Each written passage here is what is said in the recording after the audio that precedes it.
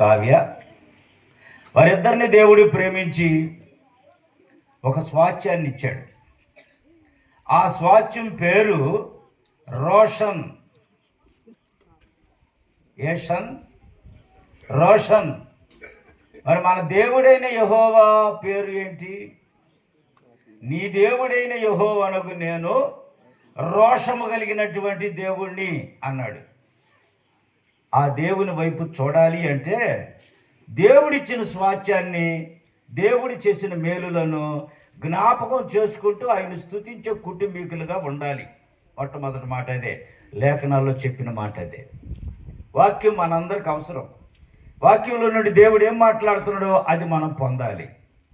ఆయన స్వరం వినబడుతున్నప్పుడు వినుట వలన విశ్వాసము కలుగును అన్నాడు. ఏ మాటల్లో కాదు విశ్వాసం ఉంది, క్రీస్తు యేసు అనే మాటల్లో విశ్వాసం ఉంది. ఆ విశ్వాసాన్ని మనం సంపాదించుకుంటే నిత్య జీవం మనకు దొరికినట్లే, యేసు రాజ్యం మనకి అందినట్లే, ఆయన బిడ్డలుగా మనం చేర్చబడినట్టే. వాక్యంలో రాయబడినటువంటి మాటను మనం చదువుకుందాం. ద్వితీయోపదేశ కాండము, దైవజనుడైనటువంటి మోషే 5 కాండాలు రాశాడు.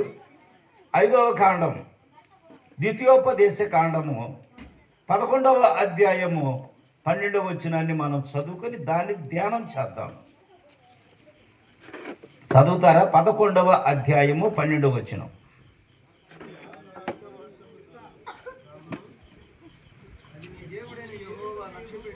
అది నీ దేవుడైన యెహోవా లక్ష్య పెట్టే దేశం. నీ దేవుడైన యెహోవా సంవత్సరాది మొదలుకొని సంవత్సరాంతము వరకు ఆయన కన్నులు దాని మీద ఉండును. తర్వాత కాబట్టి నీ పూర్ణ హృదయముతోను, నీ పూర్ణ ఆత్మతోను నీ దేవుడైన యెహోవానగు ఆయనను ప్రేమించి ఆయనను సేవించవలెను. సార్ ఏం చేయాలంట? వచ్చిన మనందరం, యంత్ర శబ్దం ద్వారా వింటున్న వారందరూ ఏమి చేయమని చెప్పాడు దేవుడు? ఆయనను సేవించాలి అంటే, సేవ చెయ్యాలి అంటే ఆయనకి మొట్టమొదటి ఏముండాలా? నీ పూర్ణ హృదయముతోనూ, నీ పూర్ణ ఆత్మతోనూ నీ దేవుడైన యెహోవాను ప్రేమించాలి. ఎవరిని ప్రేమించాలి? చాలామంది పిల్లలను అంటారు, వాళ్ళు ఇచ్చే ప్రశ్న ఏంటో తెలుసా? ఎంతమంది పిల్లలు పుట్టారు కదా, నువ్వెవరిని ఎక్కువగా ప్రేమిస్తున్నావు అంటారు. తెలివి కలిగిన వాళ్ళు ఏం చెబుతారు? నాకు అందరి మీద ప్రేమ ఒకటే ఉందని చెప్తారు. తెలివి తక్కువ వాళ్ళు ఏం చెబుతారు? నా పెద్ద అమ్మాయి ఉందే, ఆ అమ్మాయి అంటే నాకు ఎంత ఇష్టమో, మిగిలిన వాళ్ళు కోపం రమ్మని. తగాదలయ్యేది ఆడగదా, తిట్టుకునేది ఆడగదా. అందరి మీద ఒకటే ప్రేమ, పక్షపాతం లేని ప్రేమ దేవుని దగ్గర ఉంది. ఆ ప్రేమను పొందు వారందరూ నిజంగా ధన్యులు. ఆ ప్రేమ దగ్గరికి రమ్మన్నాడు. ఆ ప్రేమ దగ్గరికి ఎలా రావాలి? నీ పూర్ణ మనసుతో, నీ పూర్ణ ఆత్మతో నీ దేవుడైన యెహోవాను మొట్టమొదట నువ్వు ప్రేమించాలి. ఎందుకు ప్రేమించాలి?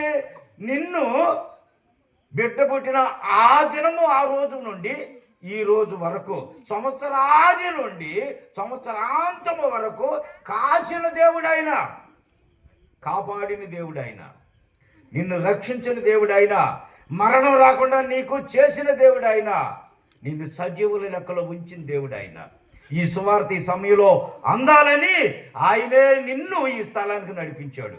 వింటావా? విశ్వాసం నీకు దొరికినట్టే. వినకుండా దాని ఏముందని వదిలిపెడతావా? దేవుని మార్గంలో నుండి నువ్వు తొలగిపోయినట్టే, నిత్య నాశనం కోసం ఎదురు చూసినట్టే. ఏది కావాలి నీకు? ఆ విలువైన రక్షణ దేవుడు నీకు ఇవ్వాలి అంటే ముందు నువ్వు చెయ్యాల్సిన పని ఎందుకు తెలుసా? కోటం పెట్టడం కాదు, మారు మనసు పొందే విషయంలో నువ్వు సిద్ధంగా ఉండాలి. నీ పూర్ణ హృదయముతో ఈ కోటం పెట్టాలి. ఏం పెట్టాలి? నీ పూర్ణ హృదయముతో ఈ కోటం పెట్టాలి. నీ పూర్ణ ఆత్మతో కలిసి అందరితో నువ్వు సేవించాలి, స్తుతించాలి. అది దేవుడు కోరింది. ఏక మనసుతో నువ్వు దేవుణ్ణి ఆరాధించే వ్యక్తిగా ఉండాలి, ఆయనను ప్రేమించే వ్యక్తిగా ఉండాలి, ఆయనను సేవించే వ్యక్తిగా ఉండాలి, ఆయన చిత్తమును నెరవేర్చే వ్యక్తిగా ఉండాలి. అది దేవుని యొక్క ముఖ్య ఉద్దేశం. దాన్ని పక్కన పెట్టి నేనేదో చేస్తున్నానంటే అది దేవుని చిత్తం కాదు. దయ్యం నీలో ఉందని గుర్తుపెట్టుకో, దురాత్మ ఆధీనంలో ఉన్నావని గుర్తుపెట్టుకో, సమయం చూసి కాటేస్తాడని గుర్తుపెట్టుకో. అన్ని సమయాల్లో వాడు నీ జోలికి రాడు. ఒకసారి బాగుండవని వదిలేస్తాడు, సమయం వచ్చినప్పుడు జుట్టు పట్టుకుంటాడు, తిరిగి కోలు కాటానికి ఇంక నీ దగ్గర స్తోమత ఉండదు. సాగుగొట్టి చెవులు మూసాడు పడేస్తాడు. అదే లాస్ట్ నీకు మరణం. ఇంకా బతకటానికి నువ్వు బతకాలన్నా డబ్బు మొత్తం అధికంగా సంపాదించుకొని కూడబెట్టుకొని నాకేమిలా ఆ సమయంలో ఈ డబ్బు అంతా నేను ఖర్చు పెడతాను అనుకున్నావేమో. దేవుడు అన్నాడు, ఉగ్రత దినమందు ఆస్తి అక్కడికి రాదు. దేవుని కోపం ఆ రోజు వచ్చిందంటే నీ ఆస్తి నిన్ను కాపాడలేదు. నువ్వు సంపాదించింది నీ వెంట రాదు, నువ్వు కూడబెట్టింది నిన్ను కాపాడలేదు. అది నీకు దూరం అయిపోద్ది. దాన్ని చూస్తూ ఉంటావే తప్ప అది నిన్ను రక్షించే శక్తి, కెపాసిటీ దానికి లేదు. కానీ ఈ దినం దేవుని వాక్యాన్ని నువ్వు వింటున్నావే, రక్షించే దేవుడు ఈ స్థలంలోకి వచ్చాడు. మాట తప్పని దేవుడు. ఏంది ఆయన మాట తప్పంది?